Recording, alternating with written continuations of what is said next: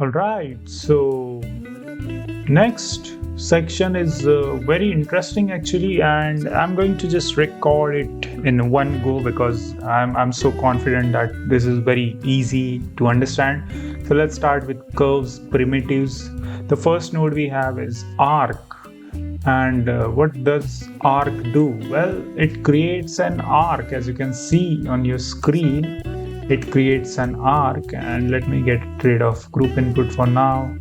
So according to points or radius, you can either switch in points or radius. You can see it lets you create an arc, and there are obviously operations, either middle point, end point, and there are offsetting angles, corrected center, or inversion of arc. Again, pretty self-explanatory stuff here. So it is that the points is different. This is the points one, and there are input points which you can take by integer or value, and there is a radius option which obviously lets you control it as a circle, like as a circular portion, and it is pretty much very self-explanatory. So yeah, I really encourage you to check out because it just creates arc. That's it. That is the main point here. There is nothing more to explain because you can create interesting shapes. So that was arc. Then we have next segment, which is Bézier segment. And you already saw me working with Bézier segment. What this does, it lets you control your Bézier curve line inside your geo setup, and really interesting thing, by the way. So you can have a complete control over your Bézier curve, and you can tweak bunch of settings. So again, position, offset, almost similar options. You just have to tweak it. You just have to tweak the starting and ending points. But what this does is it gives you extra control over starting handles. So you can anyways switch the handles and you can make it work. You can see the handles is something which you get control with this node. So that was your Bézier segment. Then next we have is curve circle, and this is very interesting node because I'm already using a curve circle node. How crazy, right? So what this does is it lets you create a circular shape around your curve. So currently I have this curve. It lets you add a circle on top of the curve. So if I modify this, let's just say, and if I move this, if I do anything here, it will always stay in that circular shape. And obviously I can increase the radius of circle, I can tweak the resolution. I like to keep it at default generally, so I just like to keep it that. And you can obviously tweak the radius from here as well, but it also scales that up, so just keep it normal for now. So it is a curve circle. Then we have curve line. As it name says, it just gives you a line, and you can add, you can increase it, you can modify it, you can also modify the starting ending position. So really amazing node. Just modify, you can put it anywhere in your 3D space. Really amazing node. Then we have a spiral, which you already saw me using it. So it creates a spiral kind of shape, and let me actually do this so you will understand in much better way. So currently it is creating that spiral kind of shape.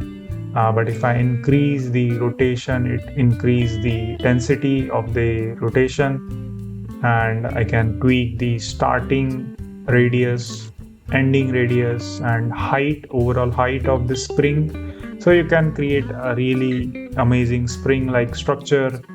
You can tweak the resolution from here. Amazing node. So And also you can do the reverse as well. So you can create a reverse spring kind of look if you wanted to have it. Again, I don't know why you want the reverse spring, but really amazing node. Then you have Quadratic Bézier. Really interesting. So Quadratic Bézier actually works almost similar to your Bézier segment. The only difference you have is you get starting, middle, and ending 3 points. There is no handle. So if you want to have only control over 3 points, you can just use this node. And I don't know why I will use Quadratic Bézier than Bézier segment, because obviously I can have control over handles as well. But if you want, you can combine this with Quadratic Bézier, and then you can control the middle point as well. So quite interesting node actually. And next we have Quadrilateral. Wow. And as the name says, it creates a quadrilateral shape. And that is exactly what's happening right now. And it lets you choose the dimension of that quadrilateral. So currently it is a rectangular shape, but you can switch between a parallelogram, that's how you pronounce it, right? And it gives you additional control. Then you switch between trapezoid, which is a mathematical shape, which obviously I don't understand. Then you get a kite kind of shape, a kite shape where you can maybe create a diamond shape as well. Yeah, I can. And then obviously I can increase this as well if I want to. Then it creates a points on top of your curve, but it lets you control each point separately. So it is similar to trapezoid, but it lets you control all the 4 points. So however you want to use the 4 points, you can use this. And yeah, that's pretty much it with the quadrilateral. A really cool node, by the way. Then you have a star node. Very cool node. As its name says, it creates a star, and you can increase as many as points as you want. I like to keep maybe 5 or 6, and obviously it lets you increase the inner radius. You can see I can create a very unique shape, outer radius, very cool. And twist means basically like a twist of that angle of that radius. So you can actually create some ninja star or something like that. I don't know. Just tweak, just figure out, just experiment. This is one of my favorite section of curve, which is primitive. Again, very amazing node setup. So let's actually do a short summary. So arc actually lets you create arc kind of shape, and you can tweak between different shapes in the arc. Then Bézier segment actually lets you create a Bézier curve, but it gives you control over start, ending, and their handles respectively.